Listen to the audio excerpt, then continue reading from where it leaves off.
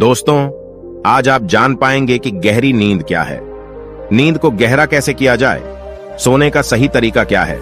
अगर आप इन तरीकों को जानेंगे तो आपको बहुत ही अच्छी और गहरी नींद आने लगेगी। फिर आप काफी हद तक चिंता मुक्त रहेंगे और जल्दी बीमार भी नहीं पड़ेंगे। और अगर आपको नींद नहीं आती है तो यह वीडियो आपके लिए बहुत ही महत्वपूर्ण साबित होने वाली है। और वीडियो के अंत में आपको एक अच्छी और गहरी नींद के लिए छोटे छोटे उपाय बताए जाएंगे। तो आइए एक कहानी के माध्यम से शुरू करते हैं। दोस्तों, एक बार की बात है, एक अमीर सेठ एक बौद्ध भिक्षु के पास जाता है और वह उन बौद्ध भिक्षु से कहता है, हे महात्मा, मैं अपनी नींद से बहुत ही परेशान हूँ। बहुत कोशिश के बाद भी मैं देर रात तक सो नहीं पाता और रात में सोने से पहले मेरे मन में दुनिया भर के विचार चलते रहते हैं। और जब मुझे नींद भी आ जाती है तो मैं पूरी रात करवटें बदलता रहता हूँ और मुझे चैन की नींद कभी भी नहीं आती। और जब सुबह मेरी नींद खुलती है तो मुझे कुछ अच्छा महसूस नहीं होता है। मैं खुद को थका हुआ और अशांत महसूस करता हूँ। कृपया आप मेरी इस समस्या का समाधान बताएं। बौद्ध भिक्षु ने कहा, इससे पहले कि मैं तुम्हारी का समाधान बताऊं, तुम्हें गौतम बुद्ध की गहरी नींद के रहस्य के बारे में बताना चाहूंगा। फिर सेठ ने कहा, हे महात्मा, जैसी आपकी इच्छा। बुद्ध ने कहा, जब तथागत गौतम बुद्ध सोते थे तो वह पूरी रात एक ही अवस्था में रहा करते थे। वह कभी भी करवट नहीं बदलते थे। वह जिस अवस्था में रात्रि को सोते समय रहते थे, ठीक उसी अवस्था में वे सुबह सोकर उठते थे। गौतम बुद्ध का एक प्रिय शिष्य था जिसका नाम आनंद था। वह भी गौतम बुद्ध के पास ही सोता था। वह सोते जागते हर पल गौतम बुद्ध को देखा करता था और उनकी सेवा भी खूब किया करता था। आनंद को यह बात बहुत परेशान करती थी कि आखिर गौतम बुद्ध पूरी रात कैसे एक ही अवस्था में गुजार देते हैं। पूरी रात वह करवट भी नहीं बदलते हैं, जबकि हम सब तो कई बार रात में करवट भी बदलते रहते हैं। जब कभी रात में आनंद की आंखें खुलती तो हमेशा गौतम बुद्ध को एक ही अवस्था में सोते पाता था। यह बात उसे बहुत परेशान कर रही थी। लेकिन एक दिन आनंद अपनी जिज्ञासा को रोक नहीं पाया और गौतम बुद्ध के पास रात को ही जाकर उन्हें मध्य रात में नींद से जगा दिया और कहा, तथागत, मुझे क्षमा करें। मैं जानता हूं कि आपसे प्रश्न पूछने का यह सही समय नहीं है, क्योंकि आप पूरे दिन ज्ञान देते हैं, लोगों की समस्याओं का समाधान करते रहते हैं। लेकिन मेरे अंदर की जिज्ञासा इतनी बढ़ चुकी है कि मैं सुबह तक का इंतजार नहीं कर सकता। इसलिए आप मेरे प्रश्न का उत्तर देकर मेरी जिज्ञासा को शांत करें।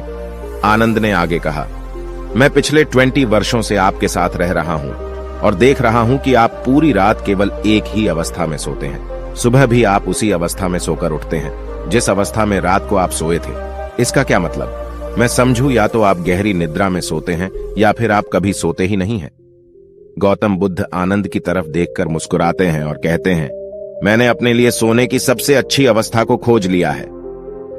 अब सोते समय मुझे हिलने डुलने की आवश्यकता नहीं पड़ती है। मैं नींद की अवस्था में भी जागृत रहता हूं, जबकि मेरा शरीर सो जाता है। प्रश्न यह नहीं है कि नींद की अवस्था में भी शरीर हिलता है कि नहीं।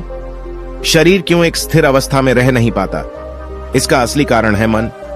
यह मन ही है जो कि शांत और स्थिर नहीं रह पाता, और यही कारण है कि नींद की अवस्था में भी हम अपने शरीर को हिलाते रहते हैं। लेकिन मैं इन सब चीजों से परे आ चुका हूं। अब मेरे अंदर मन जैसा कुछ बचा ही नहीं है। जब मैं सोने चाहता हूं तो मेरा शरीर बस एक मृत शरीर की भांति हो जाता है। मन जैसा कुछ भी बचता नहीं है। मेरे अंदर कुछ भी विचार नहीं चलते रहते हैं। गौतम बुद्ध कहते हैं, आनंद, क्या तुमने कभी मृत शरीर को अपनी अवस्था बदलते हुए देखा है? यह तो केवल हमारा मन ही है, क्योंकि हमारी गहरी नींद की अवस्था में भी यह सब काम करवाता रहता है। एक बार मन स्थिर हो जाए, मन हमारा शांत हो जाए, तब तुम्हारा शरीर एक गहरी नींद की अवस्था में चला जाएगा। कहानी खत्म करने के बाद बौद्ध भिक्षु ने उस सेठ से कहा, एक जागृत इंसान नहीं केवल अपने शरीर को पूरी जागरूकता के साथ देखेगा, बल्कि वह अपने मन को भी जागरूकता के साथ देखता रहता है। एक जागृत सामान्य आदमी की तरह नहीं होती। जब एक सामान्य आदमी सोता है तो वह अचेतन हो जाता है, लेकिन जब एक बुद्ध व्यक्ति सोता है तो वह जागरूकता के साथ सोता है। जैसे सुबह आंखें खुली होती हैं, वैसे ही व्यक्ति की नींद में भी होती हैं। इसलिए ऐसा कहा जाता है कि वह व्यक्ति कभी सोते ही नहीं है। जब इंसान सोने जाता है तो उसे नहीं पता चलता कि वह कब सो जाता है। लेकिन यह तुम जागने और सोने के बीच के छोटे से तराल में जागृत रह पाए तो कुछ घटित होगा जो तुम्हें जागरूकता के और करीब लाता जाएगा। यह सोचकर शेख ने कहा कि यह महात्मा, आपकी बातें मुझे कुछ समझ में नहीं आ रही हैं। कृपया कर आप मुझे आसान शब्दों में समझाएं। ताकि मुझे गहरी नींद का रहस्य पता चल जाए और मैं आसानी से हर रात को एक गहरी नींद ले सकूं और चिंता मुक्त होकर समझ सकूं। इस बात पर वह बौद्ध भिक्षु कहते हैं, देर रात तक जागने और आसानी से गहरी नींद न आने के 5 प्रमुख कारण हैं। पहला कारण है बिस्तर पर सोने के अलावा भी अन्य काम करना। जैसे कि बहुत से लोगों की आदत होती है कि वह बिस्तर पर ही खाना खा लेते हैं, बिस्तर पर ही पढ़ाई करने बैठ जाते हैं और ऐसे ही बहुत से काम वह अपने शयन कक्ष में ही करते रहते हैं। शयन कक्ष का उपयोग लोग सोने के अलावा भी अन्य कामों के लिए भी प्रयोग में लाते हैं, जिससे हमारे मस्तिष्क में शयन कक्ष का एक निश्चित अर्थ ही नहीं रह जाता। इसलिए जब हम बिस्तर में सोने जाते हैं तो हमारा मन इस बात को स्वीकार नहीं कर पाता कि अब हमें सोना है, क्योंकि आपने उसकी उसी जगह पर अन्य कामों को करने की आदत डाल ली है। आज के समय की बात करें तो कुछ लोग बिस्तर पर ही अपने ऑफिस का काम भी करने लग जाते हैं। वाहन चलाना, मोबाइल में कुछ देखना, सोने के बिस्तर पर ही टेलीविजन को देखना, यह सब काम लोग अपने सोने के स्थान पर ही करने लग जाते हैं और अपना अधिकतर समय वहीं गुजार देते हैं, जिसकी वजह से हमारा मन इसे स्वीकार ही नहीं कर पाता कि यह सोने की जगह है और मुझे यहाँ सोना है। और यही वजह है कि हमारा मन इसे स्वीकार नहीं कर पाता। और जब हम सोने जाते हैं तो हमें नींद ही नहीं आती है, और अगर आती भी है तो काफी देर बाद। और इसके साथ साथ हमारे दिमाग में तमाम तरह के सपने आते रहते हैं जो कि हमें सही से गहरी नींद में सोने नहीं देते। और यही कारण है कि जब हम सोने जाते हैं तो हमें घंटों रात तक नींद नहीं आती है। बौद्ध भिक्षु ने आगे कहा, इस आश्रम में जितने भी भिक्षुक रह रहे हैं सबकी अपनी अपनी सोने की जगह है। जब ये लोग अपनी सोने की जगह पर जाते हैं तो वहां पर सिर्फ वे सोने का काम करते हैं, वह सिर्फ सोते हैं। इस वजह से यहाँ पर सबको गहरी नींद आ जाती है और सुबह जब वे सोकर उठते हैं तो बहुत ही अच्छा अनुभव करते हैं, बहुत ही शांति का अनुभव करते हैं। इसलिए जब भी तुम सोने जाओ तो अपनी एक सोने की जगह निर्धारित करो, वहां पर सिर्फ और सिर्फ तुम सोने का काम करो, कुछ भी और तुम्हें वहां करने की जरूरत नहीं है। तभी तुम्हें एक गहरी निद्रा प्राप्त हो सकती है। बौद्ध भिक्षु ने कहा, गहरी नींद न आने का दूसरा कारण है सोने की एक निश्चित समय का निर्धारित ना होना। लोग इतने ज्यादा अपने कामों में व्यस्त रहते हैं कि वह अपने सोने के सही समय को निर्धारित ही नहीं कर पाते हैं। जब मन में आया सो लिए और जब मन में आया जब लिए, इस वजह से उनको गहरी नींद प्राप्त नहीं हो पाती है। आजकल तो लोगों की जिंदगी इतनी ज्यादा व्यस्त हो गई है कि वे ऑफिस का काम देर रात तक करते रहते हैं, अपने सोने का समय निर्धारित ही नहीं कर पाते, जिससे उनका सोने का क्रम बिगड़ जाता है और फिर उन्हें गहरी नींद भी नहीं आती है। फिर वह बहुत नीचे सेठ से कहते हैं, इसलिए जब तुम सोने जाओ तो सबसे पहले खुद को खाली कर लो, खुद के मन को खाली कर लो। अपना एक समय निर्धारित करो, उस समय तुम कोई भी कार्य मत करो और अपना सोने का समय निर्धारित करो ताकि तुम्हें समय समय पर नींद आ जाए। बौद्ध भिक्षु ने आगे कहा, नींद न आने का तीसरा कारण है चिंता में सो जाना। कुछ लोग जब सोने चाहते हैं तो दिन भर की परेशानियां, दिन भर की बातें वे सोचने लग जाते हैं। इस प्रकार वह अपने दिमाग को शांत नहीं कर पाते हैं, चिंता में ही सो जाते हैं और जब सुबह जागते हैं तो उसी मुद्रा में ही जागते हैं और फिर सुबह उन्हें बहुत ही थकावट का अनुभव होता है। उनका सर भारी भारी सा रहता है। इसका मुख्य कारण यह है कि वह गहरी निद्रा में सो ही नहीं पाते, जिसकी वजह से उनकी थकान भी नहीं दूर हो पाती। इसलिए जब तुम सोने जाओ तो बिल्कुल चिंता मुक्त होकर जाओ। भूल जाओ कि तुम्हारे साथ क्या हुआ था, क्या नहीं हुआ था। अपने मन को बिल्कुल खाली कर लो, कुछ भी फालतू के विचार ना लाओ अपने दिमाग में। कहने का मतलब यह है तुम शांत हो जाओ, कुछ भी इधर उधर का मत सोचो। अपने बारे में उस समय अच्छा सोचो, अच्छा महसूस करो। अगर तुम सोते समय अच्छा महसूस कर रहे हो तो तुम्हें गहरी नींद आ जाएगी और जब सुबह तुम सोकर उठोगे तो तुम बहुत तरोताजा महसूस करोगे। इसलिए तुम जब भी सोने जाओ बिल्कुल चिंता मुक्त होकर जाओ। सारे नकारात्मक विचारों को दूर कर दो। तुम नकारात्मक बातों के बारे में सोचो ही ना, सिर्फ अपने बारे में अच्छा सोचो, अपने परिवार के बारे में अच्छा सोचो। अगर तुम ऐसा कर पाते हो तो तुम्हें एक गहरी नींद आ जाएगी। बौद्ध भिक्षु सेठ से आगे कहते हैं कि गहरी नींद ना आने का तीसरा कारण है भारी भोजन कर लेना। कुछ लोग रात को बहुत सारा खाना खा लेते हैं, जिसकी वजह से उन्हें अच्छी नींद नहीं आती।